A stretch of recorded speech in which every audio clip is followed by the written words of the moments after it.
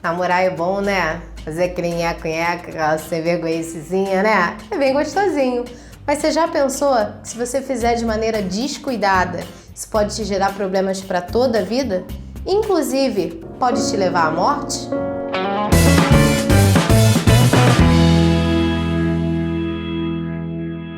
Alô bonitão, alô bonitona, sejam muito bem-vindos ao Agora Disserte. Eu sou o professor Lúcio Brandão, o seu professor de Geografia aqui do canal. Para começar esse vídeo, eu queria pedir para você deixar o seu like, se inscrever no canal, porque dá muito trabalho fazer esses vídeos, preparar esse conteúdo especialmente para você. E a forma que você tem de ajudar a gente é dando like, compartilhando, se inscrevendo e, claro, deixando seus comentários aqui embaixo, que a gente sempre que pode está respondendo, tirando todas as suas dúvidas. Beleza?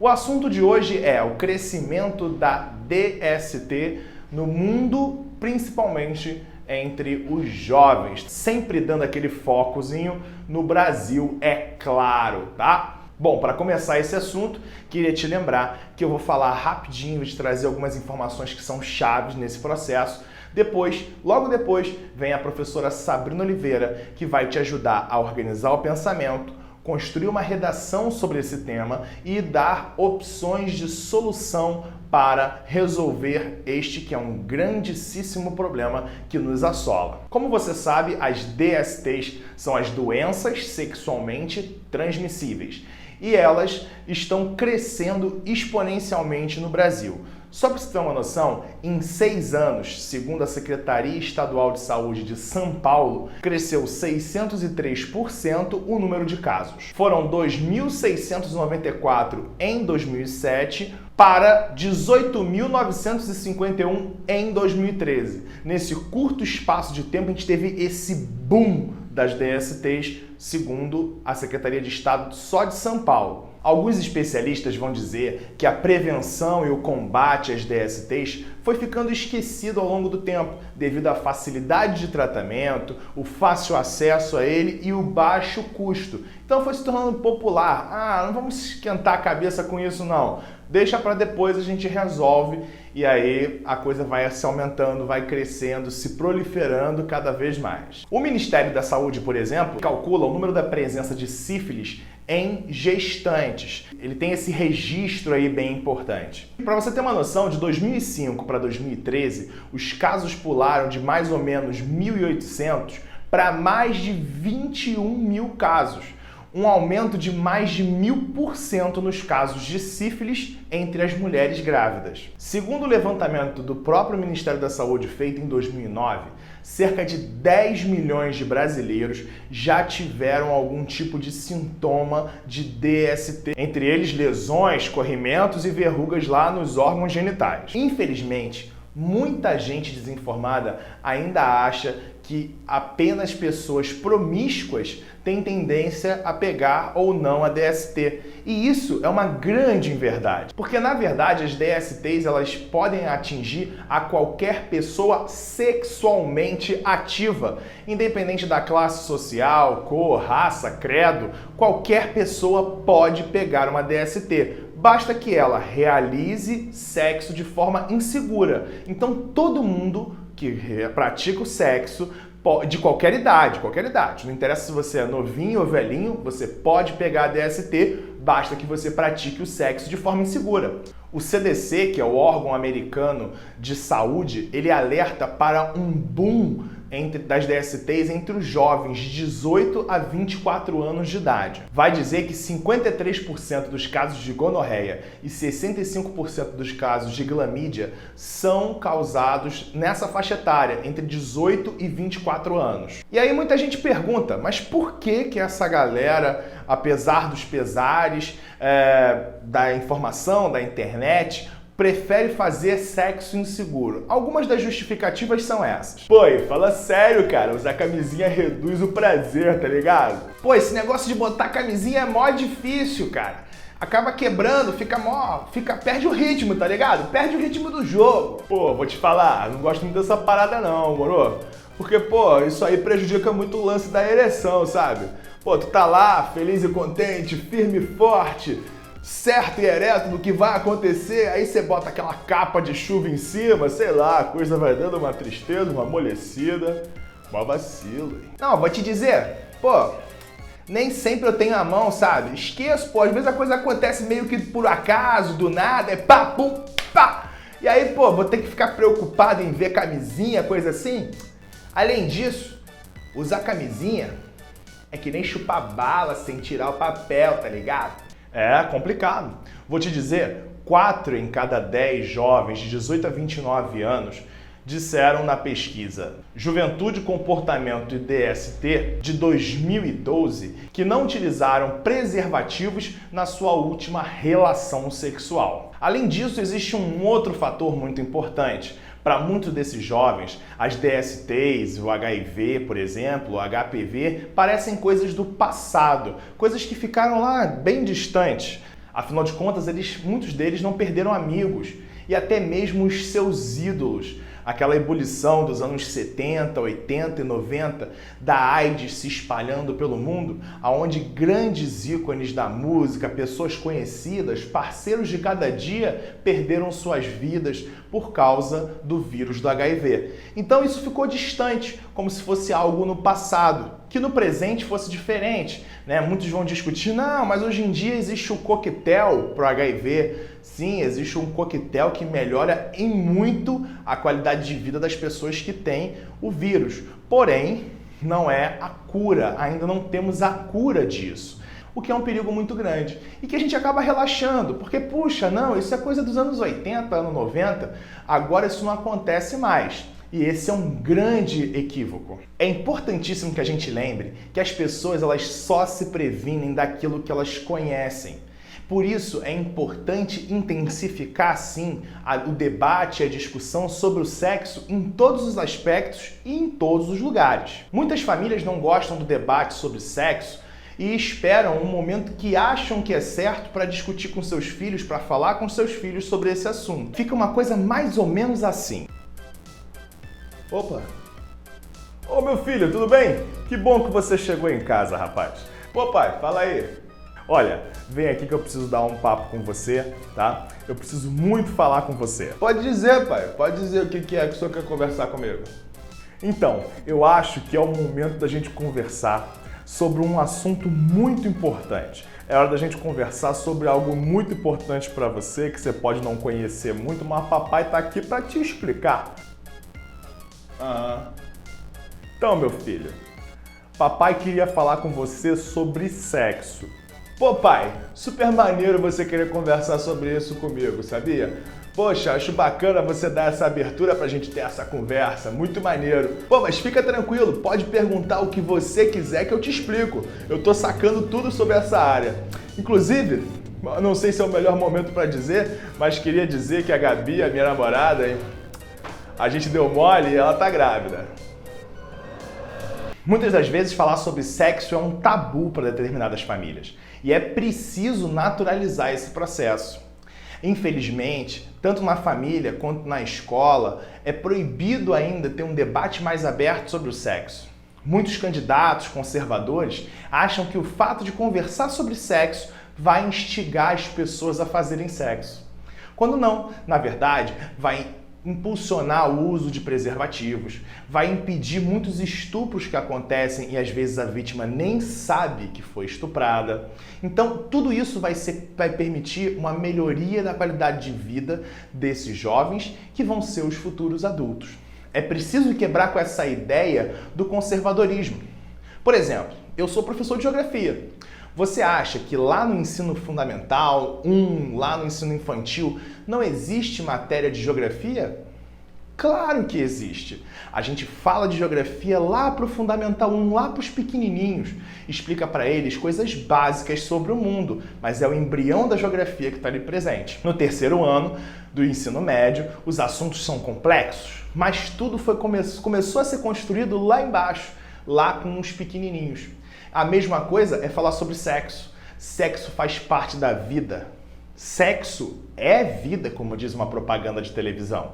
Então é importante que a gente torne isso natural, mas natural de forma segura, que a gente possa escolher se vai fazer ou não, que a gente possa, quando escolher fazer da melhor forma para a gente e para os outros.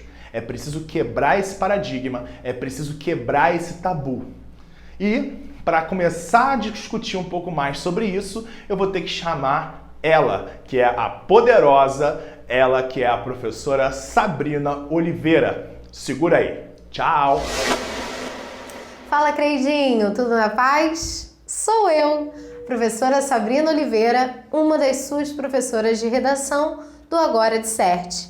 E hoje a problematização que eu vou trazer para você é sobre o aumento do número das doenças sexualmente transmissíveis entre os jovens brasileiros. Pois é, jovens estão fazendo seu nheco-nheco, mas não estão fazendo da maneira devida e por isso o número de DSTs vem cada vez subindo mais. Vamos entender um pouquinho mais sobre isso? Primeira ideia é o desconhecimento acerca das DSTs. Mas como assim, em pleno século XXI a galera não sabe o que é DST? Não. Muitos não sabem o que é, muitos não sabem como são transmitidas, né, apesar do nome sugerir, e muitos têm uma ideia equivocada de que só o sexo vaginal transmite a doença sexualmente transmissível. Então a galera sai por aí fazendo sexo anal sem camisinha, de forma desprotegida e acredita que não vai adquirir uma DST. Esquece-se de que pode adquiri-la, inclusive no sexo oral, se você tiver alguma ferida, tiver em contato com alguém que tem uma doença sexualmente transmissível. Então, a maioria dos jovens brasileiros ignora, de fato, como é que acontece a transmissão. E aí isso facilita, é claro, o aumento do número das doenças. O segundo ponto é a banalização das consequências. É mais ou menos o que acontece hoje com as vacinas. Como a maioria dos jovens brasileiros não viu o sofrimento em torno da AIDS, da sífilis, da herpes, das doenças sexualmente transmissíveis em seu auge, eles acreditam que é algo muito mais simples do que realmente é. Acreditam que dá uma coceirinha, dá um comichãozinho, eu tomo um remedinho e passa. Muitos, inclusive, não têm a noção de que algumas dessas doenças são incuráveis, como o HIV e a sífilis, por exemplo. Então, a ausência do medo faz com que o jovem não se proteja da forma devida. O terceiro ponto é uma mudança de comportamento, uma mudança social. Hoje, os jovens, eles têm maior número de parceiros. Então, a gente pode dizer de forma bem simplista que os jovens brasileiros transam mais e com um maior número de pessoas. Se eles têm maior número de parceiros, o esperado, o desejado, é que eles usassem preservativo. Só que não é isso que acontece. Então, eu tenho um maior número de parceiros somado ao não uso do preservativo. Isso contribui diretamente para que aumente o número das DSTs entre a juventude brasileira. O quarto e último ponto é o de que o sexo ainda é tratado como tabu, hoje muito menos do que antes, mas, sobretudo, a DST é tratada como tabu. Então, quando o jovem ele percebe alguma coisa diferente, muitas vezes ele tem vergonha de contar para um amigo, de contar para os seus pais, de até mesmo procurar um médico pelo medo do julgamento. E aí vai adiando um diagnóstico e vai tornando essa situação um pouco mais complicada. Essa questão de ver o sexo como tabu, de ver a DST como tabu, é muito fruto do conservadorismo da nossa sociedade. E se eu não me sinto à vontade para falar sobre, é claro que eu vou continuar tendo a minha vida sexual normal e eu posso infectar os meus parceiros. Considerando essas ideias, a gente vai montar a nossa introdução. Vê aí comigo como é que ficou. Em 1987, Cazuza cantava: "O meu prazer agora é risco de vida", em alusão ao fato de ter sido infectado pelo vírus HIV em suas aventuras sexuais. Embora da década de 80 para cá o Brasil tenha avançado muito no combate às doenças sexualmente transmissíveis, o número tem aumentado entre os jovens nos últimos anos. Isso se deve não só à mudança de comportamento desse grupo, mas também ao desconhecimento sobre o assunto e ao conservadorismo acerca do sexo. Novamente, eu utilizei aí uma contextualização cultural em uma referência à música do Cazuza, que inclusive ficou bem representativo na sua época acerca do seu talento musical, mas também por conta do vírus da AIDS. E usei a minha tese explícita por etapas, já sinalizando para minha banca em que ordem eu vou trabalhar os meus argumentos e em que argumentos são esses. O primeiro argumento que vai ser trabalhado é a mudança de comportamento desse grupo. Vai estar no meu D1. Transa-se mais, porém não se usa camisinha. Rola ali uma negligência quanto à saúde sexual. No meu D2, no meu segundo parágrafo de desenvolvimento, eu vou falar sobre os equívocos, sobre o desconhecimento acerca dessas doenças. E no terceiro parágrafo de desenvolvimento, meu D3, eu vou falar sobre como o sexo ser tratado como tabu faz com que aumente o número de DSTs. Perfeito? Bem redondinho, um texto bem claro. E aí lá na minha conclusão eu vou precisar propor ideias para solucionar, para amenizar esses efeitos. Coloquei para você 3 ideias que podem dar conta do nosso problema agora. Primeiro, a modernização e a ampliação das campanhas de conscientização. Vocês vão dizer para mim assim, mas campanha de conscientização tem, é mesmo, tem sempre no carnaval. No carnaval tem use camisinha. Essa campanha ela precisa ser contínua, ela precisa aparecer em todas as mídias sociais e ela precisa ser modernizada. A gente vive no mundo dos apps, no mundo dos aplicativos. Então, por que não um aplicativo em que eu possa acessar, ver quais são as doenças que existem, como são transmitidas, quais são os sintomas e, de repente, já com uma possibilidade de eu marcar uma consulta no Sistema Único de Saúde, de eu ver onde tem vaga, isso vai facilitar para o meu jovem. A gente tem que entender que a juventude mudou. E se a juventude mudou, as campanhas para ela também têm que mudar. Tem que acompanhar essa nova era, esse novo grupo. O segundo ponto, que algumas pessoas divergem, é a necessidade da educação sexual na escola. E aí a gente tem que deixar bem claro, a educação sexual não serve para ensinar a fazer sexo. Isso, o seu filho, se você é mãe, se você é pai, isso, se você é o filho, você já sabe, nasceu sabendo. E se ainda não fez, quando for fazer, vai descobrir que sabe. A gente não precisa ensinar ninguém a transar, mas a gente precisa ensinar a se proteger, a gente precisa, inclusive, ensinar o que não é sexo, o que é assédio, por aí vai, mas é assunto para outro vídeo. É importante que, se eu não tenha uma disciplina chamada educação sexual, eu pelo menos tenha seminários, palestras nesse ambiente com profissionais da saúde, com sexólogos, para explicar melhor para essa garotada o que é a DST, certinho? E por fim, sempre, que é um canal que pode atender melhor toda a população, a mídia. A mídia, além de contribuir para as campanhas governamentais, ela pode colocar a questão do sexo, da DST, na ficção engajada. Porque ali todo mundo vai ter acesso e muitas vezes a gente nem entende que é de fato uma ideia de conscientização. Então fica mais fácil para eu depreender.